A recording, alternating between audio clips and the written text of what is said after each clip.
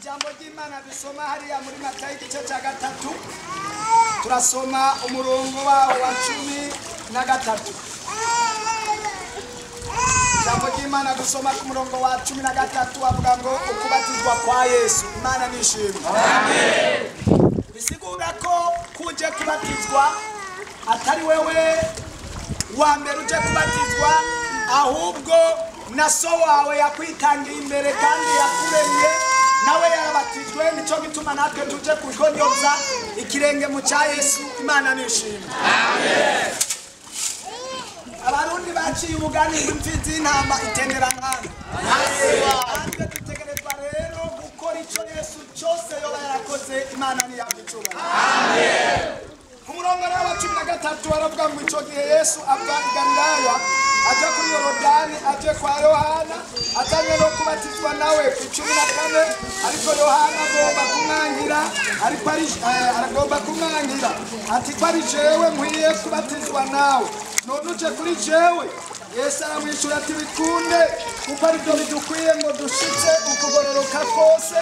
Undi aramukundira. 16 Yesu amaze kubatizwa acava mu mazi, maze ijuru rica riruguruka, abona mpwemu w'Imana amanuka asa n'inuma mugwako. Uno rero ijwi riva mu ijuru riti uyu niwe mwana wanje nkunda kandi akampimbara. Imana nishimwe. Amen.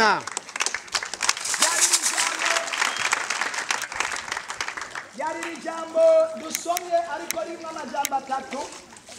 Ijambo rya mbere rivuga ngo Yesu nawe aza kwa aho hantu aje kugira ngo batizwe na Yohana. Mugabo Yohana yari asanzwe azi Yesu ko ari umwami, ntiyashobora kubona yuko yokubahuka kuza kubatizwa na Yohana. Yesu yari amuzi ko Yohana yari azi ko Yesu ari umwami, ari Imana. Aratangara amubonye amusanze ahantu kuri Yorodani, aramubwira ati Yohana nanje nje kugira ngo mbatize. Muyo mwanya Yohana aratangara aravuga ati bishoboka gute? Yesu aramubwira ngo ibyo nivyo bidukwiye. Imana ishimwe ko waje gukora ibigukwiye mu izina rya Yesu. Amen.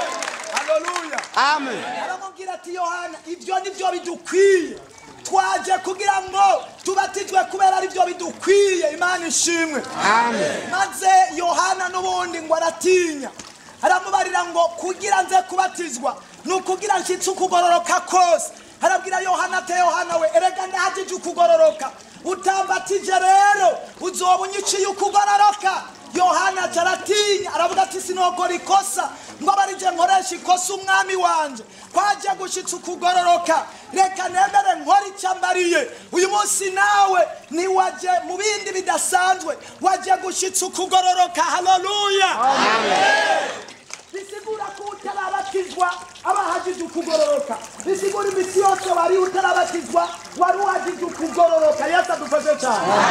Ayo n'amajambo Yesu yavuze ubwiwe, ntabwo yavuzwe n'intumwa, ntabwo yavuzwe n'umuhanuzi, ntabwo yavuzwe n'umuvugishwa. Oya, Yesu arakurama arivugira wenyene, aravuga ngo nukugira dushitse ukugororoka kose.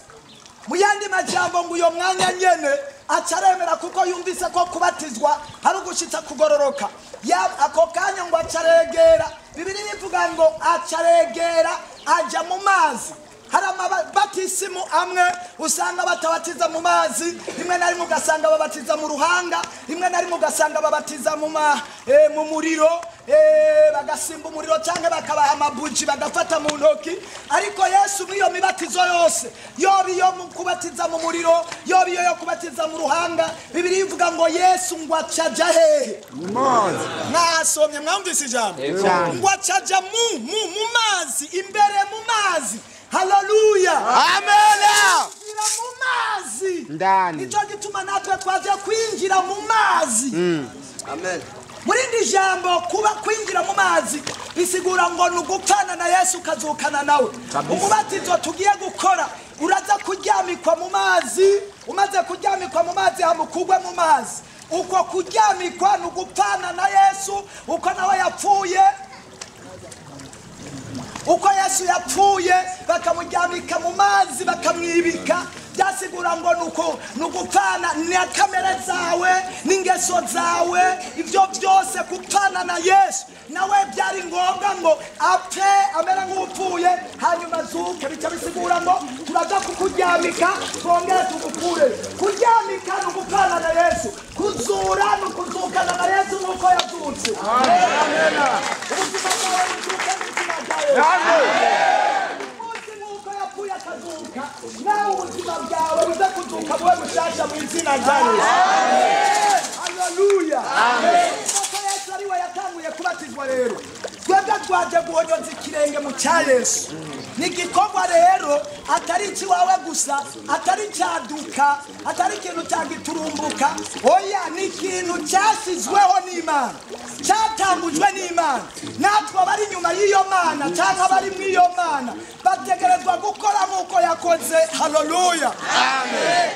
Hari ahandi nasomye ijambo ry'Imana hariya mu cyete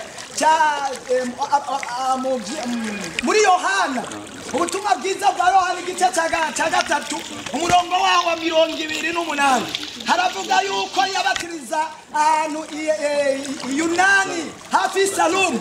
Aho hantu ngo hari amazi menshi, na abantu bose barava hirya no hino bakabatirizwa muri icyo kibanza kubera ariho hari amazi menshi. Ndabizi neza iwanyu hari amabombo, hari n'amarobine, ariko byabaye ngombwa ko muza ahantu hari amazi angana gute menshi cyane. Twahuriye hano twavuye mu makaritsiye, yaba kubatizwa mu Ruhanga umuntu yoje iwabo akavoma amazi akarasengera akagusuka ku mutwe kuko naho hari amazi, ariko kubera itegeko ry'Imana ni ngombwa ngo tujye ahantu hari amazi menshi. Haleluya. Amen. Tegerezwa guhonyoza ikirenge mu cya Yesu. Ikitonderwa rero ikintu cyiza cyane rwose, ngo amaze kumva neza yuko ibyo bintu ari ngombwa ko abatizwa, ngo amaze kwinjira mu mazi, iwo mwanya nyine ngo ijuru ricari ruguruka, ijuru ricari ranezewe. Rimaze kunezerwa rivuga ngo ntibishoboka kubera uyu munezero, ni ngombwa twugurura ijuru, n'ijuru naryo rigira umunsi mukuru. Kubatizwa kwawe ijuru rigiye kugira umunsi mukuru. Amen.